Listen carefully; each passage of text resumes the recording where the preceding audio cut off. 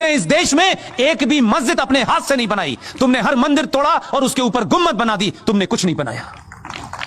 अगर तुम्हारा Islamic architecture नाम का कोई फ्रॉड था तो भाई मुझे बताइए, सऊदी अरब में कितने ताजमहल बने हैं, कितनी कुतुब मीनार बनी है? झूठे मक्कारों, किसी के मकान पे कब्जा करके नेम प्लेट लगाने से तुम्हारा मकान नहीं हो जाता। अगर इतना ही आर्किटेक्चर था तो कुछ दिखाई देता ना हमें। तुम जिन जगहों का हवाला देते हो, ईरान 77 से पहले क्या था, तुमने क्या बना दिया? और तुम्हारी तो ख्वाहिशात भी बड़ी अजीब और गरीब हैं। तुम इस देश से यहूदियों को समाप्त करना चाहते हो, वो शैतान है तुम्हारी निगाह में। काफिरों को खत्म करना चाहते हो, वो भी शैतान है तुम्हारी निगाह में। लेकिन मूर्खों, तुम्हें यहूदी की बनाई AK-47 से ही समाप्त करोगे उसे? तुमसे कुछ नहीं बनाया गया अभी तक। तुम कट्टा बना सकते हो, चाकू बना सकते हो। उसी काफिर के हथियार और उसी यहूदी के हथियार से तेल निकला, तब तुम्हें पता चला कि यहां तेल है, नहीं तो तुम्हारे लिए चंदा हो रहा था पूरी दुनिया से। तुम तो इतने एहसान फरामोश हो कि जिन्होंने तुम्हें कपड़े पहनना सिखाया, जिनकी वजह से पूरी दुनिया में आज ये कहते हो कि हम बहुत ताकतवर हैं, जिनकी बुनियाद पे हो आज भी वो टैप बंद कर दें तो टैप खोलना नहीं आता तुम्हें। चटाई और लोटा लेकर के अल्लाह को याद करने से कुछ नहीं होता। और आप इतने मक्कार हैं, इतने बुज़दिल हैं, आपका ईमान तो उस दिन पता चल गया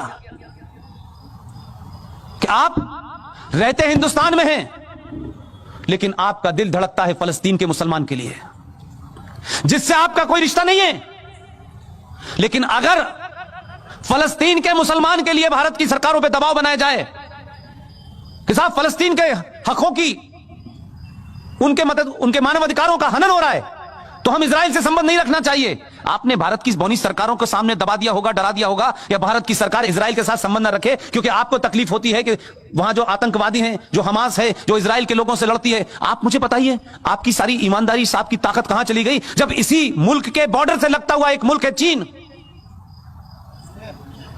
उसने कहा दाढ़ी आधी, पजामा नीचे,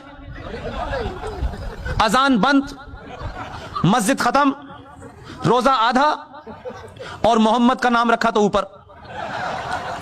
कितने मक्कार मुसलमान हैं, ये जोकर नहीं जाता कभी। ये कहे हिंदुस्तान में खड़े होकर के कि ईरान के अंदर, चाइना के अंदर मुसलमानों के साथ बड़ी नाइंसाफी हो रही है, यहां से कहोगे यहीं से उठवा लेगा वो। एक लफ्ज नहीं बोले। हम जैसे शरीफ लोग जो बार बार आपकी बातों में आ जाते थे, आप कभी हमें कव्वाली सुनाते हो, कभी आप हमें गजल सुनाते हो, हम तारीफ कर देते हैं तो आपको लगता है कि हम पागल हैं। हमें भी पता है आप क्या कह रहे हैं। वो एक है उत्तर प्रदेश में, सॉरी मध्य प्रदेश में, बहुत पुराना है, धूप में ज्यादा रहा है तो रंग ज्यादा गोरा हो गया उसका। बात बात में शेर बताता है, ये किराएदार हैं, हम मकान मालिक हैं, जिन्हें क्या क्या शेर पड़ता है वो रोज हमको बताता है। हमारे बाप का मुल्क नहीं है, तुम्हारे बाप का मुल्क नहीं है। जिन्हें किस किस के बाप का मुल्क है? तुम्हारा बाप कौन है पहले तो ये बताओ। अरे अपने बाप का तो चयन कर लो, इस मुल्क के बाप का बताओ। हमको पता है हमारा बाप कौन है, और गलतफहमी ना रहे।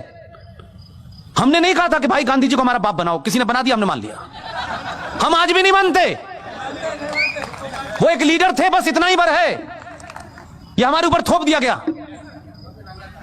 वो भी क्या क्या बातें कहता है। आपको जवाब देना आना चाहिए। ये जो ताकतें हैं जिन्होंने इस देश में हिंदू मुस्लिम भाईचारे की आड़ में इस देश को मुसलमानों ने खोखला कर दिया,